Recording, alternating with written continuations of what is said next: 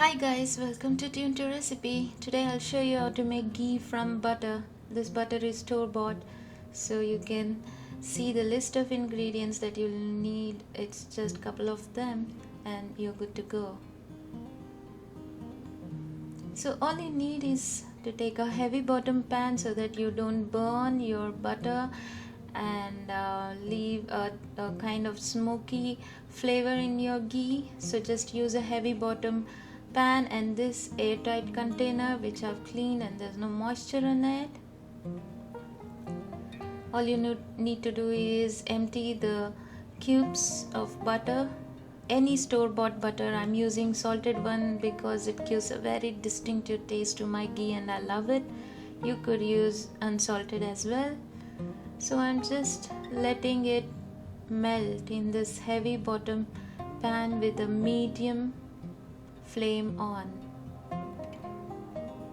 I just unwrap all of my butter and just leave it there to slowly melt in.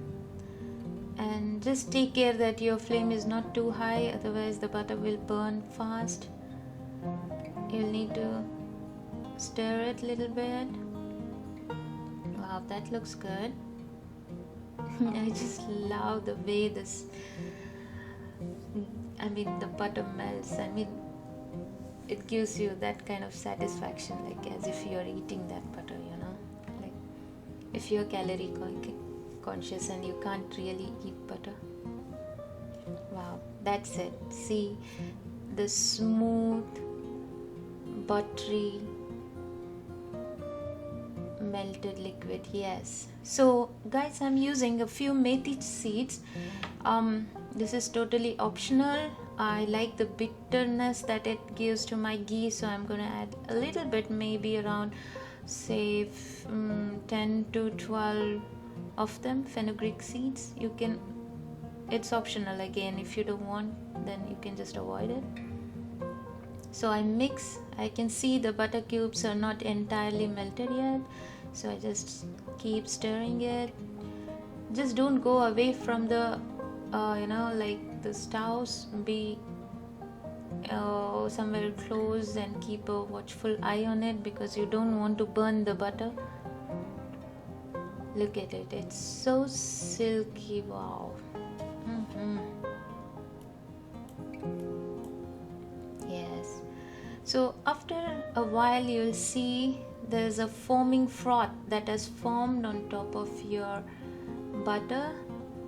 So use a huge pan, not huge but a large one, so that it's sufficient. Sometimes this froth can overflow and your kitchen stove can get messed up.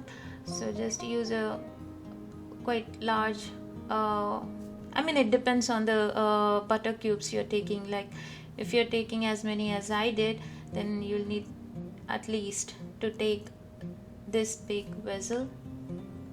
Okay, so there I'm showing you the flame at which I'm heating this butter. Yes, you can see the froth. Don't panic, just keep stirring. First time when I made this, I just panicked the moment I saw the froth, and I was like, oh god, what's going to happen? Is it done? Is the ghee ready? No, not yet, but it will be ready anytime soon. So please only concentrate on making the ghee. Do not be preoccupied with some other cookings. That I did that. I was making something else and also I was trying to make this ghee and it got burned, and I learned from my mistakes. So here I'm just concentrating on this. So you can see the froth slowly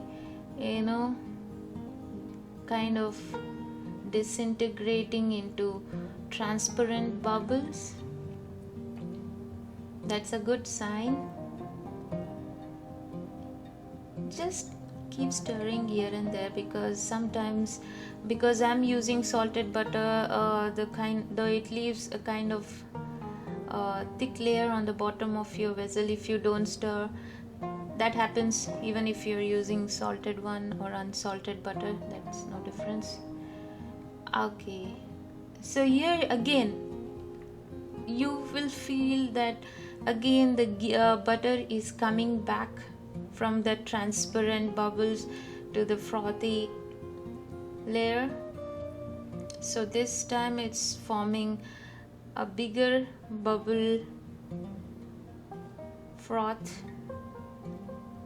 Just stir it, keep stirring. So here I've just kept my camera on so that you can actually see what's happening with the butter there, because sometimes it gets very confusing at what point you have to really switch off the flame. So here I'm just keeping the flame on so that you can make out what's happening.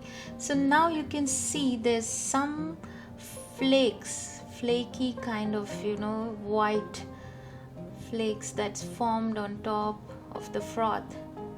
So this is like the fat is disintegrating into the ghee.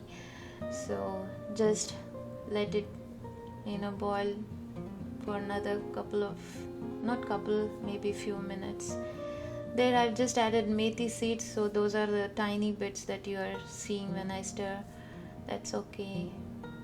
Some people also add curry leaves at the end of this, just before taking it off from the stove. They add maybe couple or few curry leaves. That also gives good flavor. I've also heard that some people add curd, but I don't want to take a chance adding curd because sometimes I'm a little scared. But definitely I'm going to give it a try next time I make.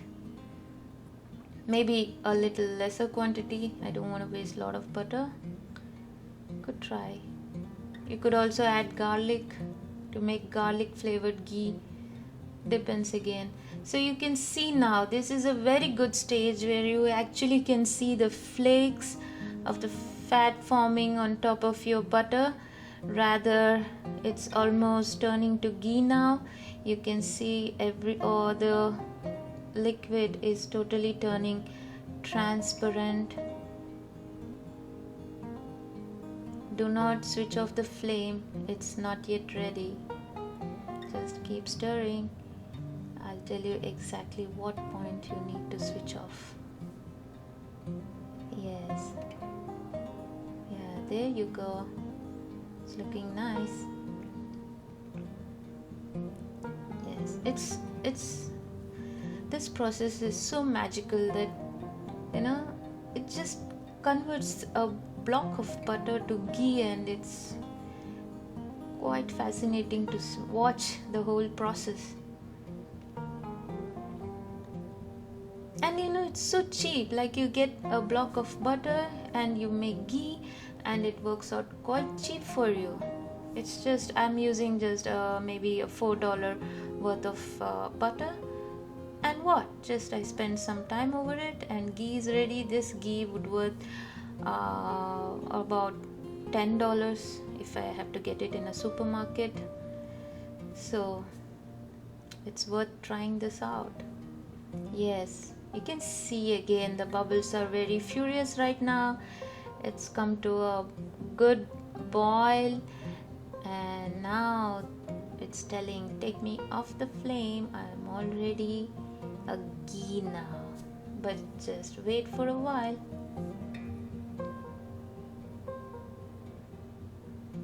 Yes, you can see now it's perfect. It's almost runny like water, and it's changed beautifully from butter to ghee, and that's the texture you are looking for when you want your ghee to be ready. Yes, perfect. It should be runny, transparent. Yes, switch off the flame, let it cool down completely. Wow, just swirling the spoon gives me a feeling of satisfaction of eating that much of ghee. I love eating ghee, but I'm so scared that I'll put on weight. I have to keep a watch on what I eat, but still just watching it gives me such happiness.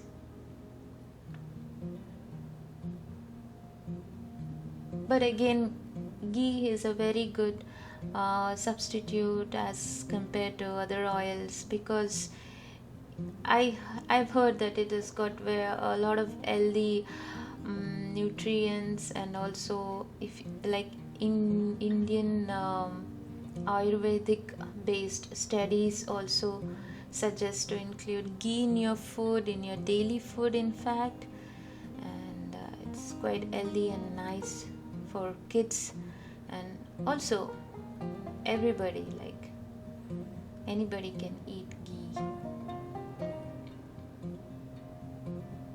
Okay, so I need to stop stirring it. Okay, so there, it's settling. At this point, if you want, you could add curry leaves. That gives a good flavor. So I'm not going to add, because I've already added fenugreek seeds, so I don't want a lot of flavors going in my ghee. Okay, after a while, this is what you get. It's settled beautifully. It's got that golden hue and perfect. You can see the salt, which, because I've used salted butter, so that has got sedimented down bottom of the pan. So all I have to do now is strain it so that I don't have any salt in my ghee in the container. So I'm just straining it. I'm just using this small tea strainer. That's what I have at home right now. So I'm just using the spoon to scoop up some of the ghee and strain it into my container. Just make sure the container is absolutely moisture free, absolutely clean, and absolutely something that you would love your ghee to be in. This is a perfect one for me. I wanted a wide mouth container so that I can scoop in the ghee easily and put it into my cooking. So this is a lovely ghee. You have to try this. It's very easy, tasty, and very cheap. Please do subscribe to my channel, press the like button, share it, and click on the bell button. Thank you so much.